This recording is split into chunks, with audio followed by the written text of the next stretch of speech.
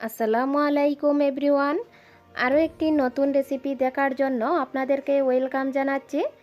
আজ আমি আপনাদেরকে তৈরি করে দেখাবো গিটার কেক। এই কেকটা আমি 4টা ডিম দিয়ে তৈরি করেছি এবং চুলায় বেক করেছি। আর কেকটা পুরোপুরি 2 পাউন্ডের মাপে আপনাদেরকে তৈরি করে দেখাবো। আর কেকটা তৈরি করা একদম সহজ। আপনারা আপনাদের সোনামণিকে খুশি করার জন্য বা কোনো অনুষ্ঠানের জন্য একদম সহজভাবে আমার রেসিপিটি ফলো করে এই কেকটা তৈরি করতে পারেন। সো আশা করি আপনাদের কাছে আমার আজকের এই সহজ রেসিপিটি অনেক ভালো লাগবে।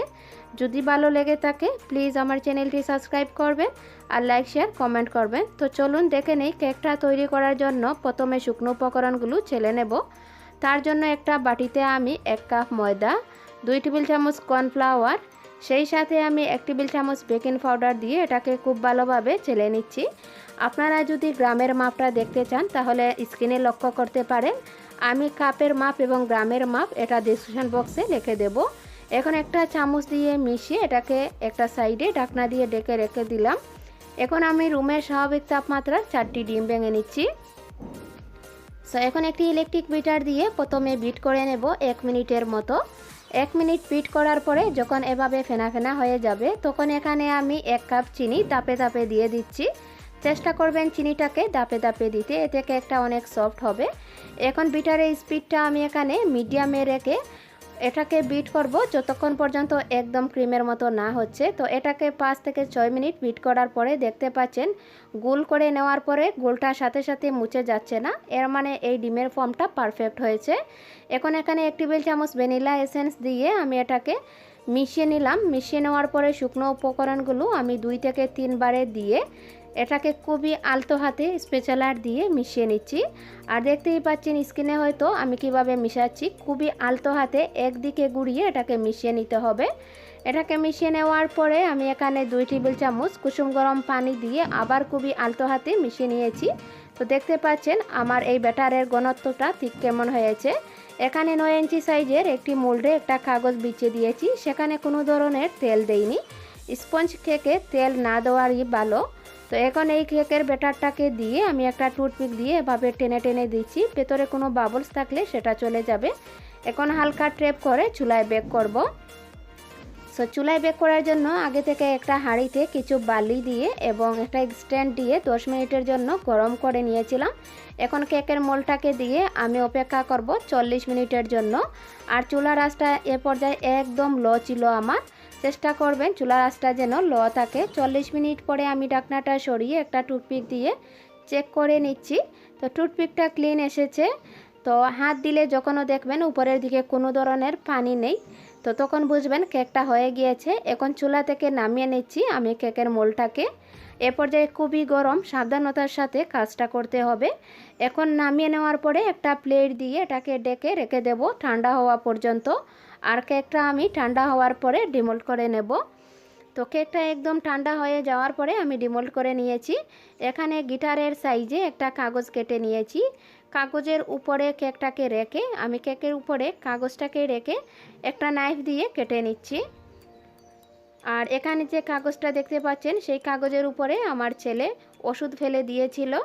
তো এখন আমি কেটে নেওয়ার পরে এটাকে 2টা স্লাইজে কেটে নিয়েছি। আর কেকটা এতটাই স্পঞ্জ হয়েছে, কেটে নেওয়ার সময় একটু ভেঙে গিয়েছে। সো এখানে আমি সুগার সিরাপ দিয়ে দিলাম। এখানে 1/4 কাপ পানি এবং 2 টেবিল চামচ চিনি দিয়ে একটা সুগার সিরাপ তৈরি করার পরে হুইপ ক্রিম লাগিয়ে নিয়েছি। ক্রিমটা দেওয়ার পরে আমি আরেকটি স্লাইস দিয়ে এভাবে আমি সুগার সিরাপ দিয়ে দিচ্ছি। দিয়ে আমি আবার এখানে ক্রিম লাগিয়ে নিচ্ছি। আর যেহেতু কেকটা ভেঙে গিয়েছিল তখন এ পর্যায়ে খুবই সাবধানতার সাথে ক্রিমটাকে লাগাতে হবে। তো এখানে আমি স্প্যাচুলার দিয়ে টেনে টেনে ক্রিমটাকে খুব ভালোভাবে সমান করে নিলাম। তো এভাবে আমি সম্পূর্ণ কেকের উপরে ক্রিম দিয়ে প্রথমে ক্রাম কাটিং করে নিয়েছি। ক্রাম কাটিং করা হয়ে গেলে এটাকে আমি ফ্রিজে রেখে দেব 10 থেকে 15 মিনিটের জন্য, এতে ক্রিমটা সেট হয়ে যাবে।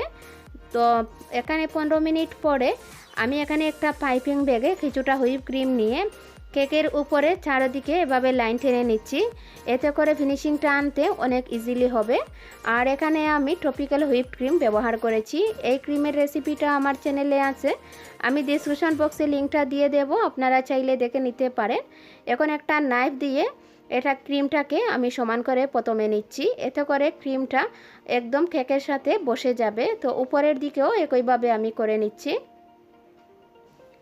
তো সম্পূর্ণ কেকের উপরে এভাবে আমি নাইফ দিয়ে প্রথমে ক্রিমটাকে সেট করে দেব। আর এখন আমি যেহেতু কেকটা ডেকোরেশন করছি, এ পর্যায়ে আমার কারেন্ট চলে গিয়েছিল, তাই আমি খুবই মানে অন্ধকারের সাথে কেকটাকে ফিনিশিং করেছি। এখন একটা কাঠ দিয়ে খুবই আলতো হাতে আমি টেনে টেনে ফিনিশিং এনে নিলাম। আপনারা চেষ্টা করবেন যে কোনো ধরনের শক্ত কাঠ বা যে কোনো ধরনের কাঠ কম দিয়ে আপনারা এই কাজটা করতে পারেন, তবে খুবই আলতো হাতে করবেন। তো এখন উপরের দিকে আমি খুবই আলতো হাতে টেনে টেনে এটাকে ফিনিশিং এনে নিয়েছি।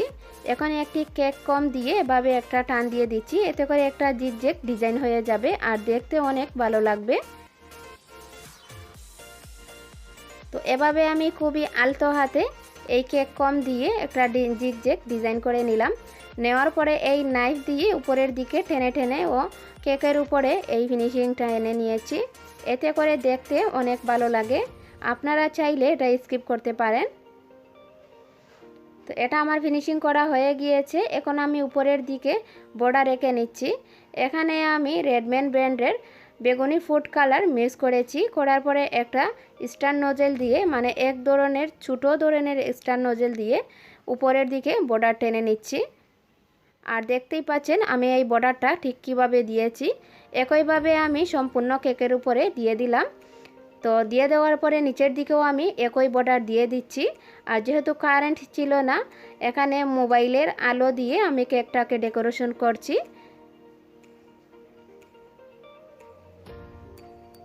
আপনারা এ পর্যায়ে আপনাদের পছন্দ মতো যে কোনো ধরনের কালার দিয়ে কেকটাকে ডেকোরেশন করতে পারেন। তো এখানে একদম নাম লেখার যে পাইপিং ব্যাগ আছে, সেই পাইপিং ব্যাগ দিয়ে আমি এখানে এভাবে একটা টান টান দিয়ে ডিজাইন করে নিচ্ছি। আসলে এটা বলে বোঝানোর কিছুই নেই, আপনারা দেখে বুঝে নিতে হবে। তো এভাবে করে করে আমি সম্পূর্ণ কেকের উপরে এই ডিজাইনটা করে নেব, এতে করে দেখতে অনেক ভালো লাগবে। তো এভাবে আমি সম্পূর্ণ কেকের উপরে করে নিয়েছি। এখন উপরের দিকে ছোটো ধরনের একটা কাপ দিয়ে আমি এখানে একটা টান টেনে নিলাম, সেখানের উপরে একই নজল দিয়ে এভাবে ফ্লাওয়ার এঁকে নিচ্ছি। আপনারা যে কোনো ধরনের গোল কাটার দিয়ে এই কাজটা করতে পারেন। এখন আমি ফ্লাওয়ার এঁকে নেব, তার জন্য এখানে একটা ডিবির মুক্কা দিয়ে আমি এখানে ফ্লাওয়ার নেল তৈরি করেছিলাম। তো সেটার উপরে আমি ফ্লাওয়ারটা এঁকে নিয়েছি। আপনারা যদি চান আপনারা কমেন্ট করে আমাকে জানাবেন এটা আমি কিভাবে তৈরি করেছি। তো এখন আমি একটা ফ্লাওয়ার এঁকে নিচ্ছি। ফ্লাওয়ারটা আঁকা হয়ে গেলে কেকের উপরে বসিয়ে দিয়েছি। তো এখানে আমি লিফ নজলের সাহায্যে পাতা এঁকে নিচ্ছি। এখানে আমি গ্রিন ফুড কালার মিশিয়ে নিয়েছিলাম। তো নেওয়ার পরে এখানে আমি পাতা এঁকে নিলাম। আপনারা এ পর্যায়ে আপনাদের পছন্দ মতো ফ্লাওয়ার বা পাতা এঁকে নিতে পারেন। তো এখন আমি এখানে পাইপিং জেল দিয়ে দিচ্ছি। এই পাইপিং জেলটা আমি ঘরে তৈরি করেছি, আপনারা যদি চান তাহলে আমি তৈরি করে দেখাতে পারবো। তো আমাকে কমেন্ট করে জানাবেন আমি কিভাবে তৈরি করেছি এই পাইপিং জেলটা। তো আমি এখানে দিয়ে দিচ্ছি চকলেট। তো চকলেট গানাশটা আমি তৈরি করার পরে ফ্রিজে রেখে দিয়েছিলাম আধা ঘন্টার জন্য। তো ঠান্ডা হয়ে যাওয়ার পরে আমি কেকের উপরে দিয়ে দিচ্ছি। তো চামচ দিয়ে খুব ভালোভাবে আমি মিশিয়ে নিলাম, সেট করে নিলাম। তো এখন আমি পাইপিং জেলটা দুই দিকে দিয়ে দিয়েছি, দিয়ে এখন একটা ছোটো সাইজের পাইপিং ব্যাগে কিছুটা ক্রিম নিয়ে এভাবে আমি তার দিয়ে দিলাম। তো সম্পূর্ণ কেকের উপরে আমি তারটা দিয়ে দিয়েছি আর তৈরি হয়ে গিয়েছে আমার কেকটা। তো কেমন লেগেছে আপনাদের কাছে আমার এই আজকের রেসিপিটি? আশা করি অনেক ভালো লেগেছে। যদি ভালো লেগে থাকে প্লিজ আমাকে কমেন্ট করে জানাবেন আর একটা লাইক দিতে একদম ভুলবেন না। আজ এই পর্যন্তই, আল্লাহ হাফেজ।